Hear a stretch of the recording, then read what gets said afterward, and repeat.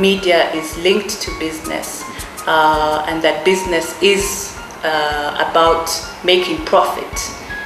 Sometimes I think the quality of some of these stories is compromised. Countries like the US, countries like the UK, their media invested in a vision of their country. More so these days, it has become very sensational in terms of, giving us very, tabloid kind of headlines. Especially on educating our children. They are exposing our children, and that is why we are having a lot of crime. That's why we are having a lot of children who are carrying guns. They become alcoholics, drug addicts, and even what they call majambazi. If I was to suggest, I would say that there can be some rules and regulations for our teenagers not to be shown so much. We are saying everything. We are talking about every subject under the sky. We are getting very little good from Africa. Islam is only given prominence when something that has been done by a Muslim is seen to be against humanity. Most of them don't seem to have the basic tools of the trade, especially those who are working in radio stations and especially in vernacular radio stations. Another day, another paper. This is the launch of the Nairobi Star. As the number of media organizations increase daily, so is the lust of large companies to absorb their rivals.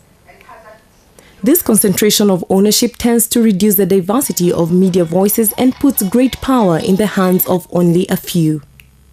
They call the shots. They decide who to recruit, who to sack, what to write to some extent. People in power are, of course, the government, the parliamentarians, who are in the relationship with the media owners. I think we are the mercy of media owners. There are things we still can't touch. Newspapers hardly write negative stories about advertisers. In the absence of any explanation, your story just won't appear. And it comes from the high stakes, where top businessmen who own Kenya's media and politicians actually socialize in the same clubs. We seem to be going back to our ethnic cocoons. We now come to a situation where you say Luo MPs are meeting somewhere to state their position, Kalenjin MPs are meeting somewhere to state their position, Luyas are doing the same, Kikuyus are doing the same. Passions are rising. That's how far we can see. You can read at the local press every other day. Look at the byline and the story. It is always see how a story can be slanted into an ethnic enclave, a political enclave. Journalists are supposed to be the conscience of the nation, period. They ought to be the custodians of democracy, period. They ought to be interpreters of society.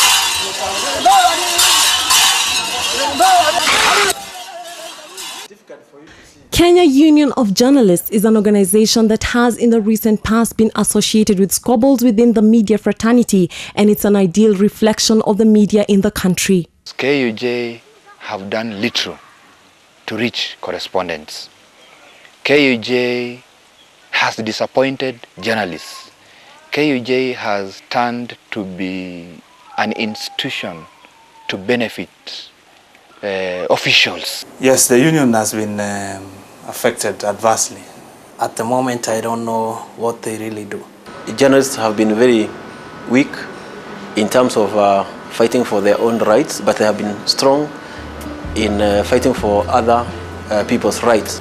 The union is really struggling now to come back on its feet. Most media companies in Kenya are now owned by proxy companies, thus making it difficult to know their real owners. There is no doubt, however, that the number of politicians who own media houses is on the increase. Something that we society needs to look at seriously. It's not possible to exclude all politicians, but I think there must be some rules on how you play the game when it comes to the media.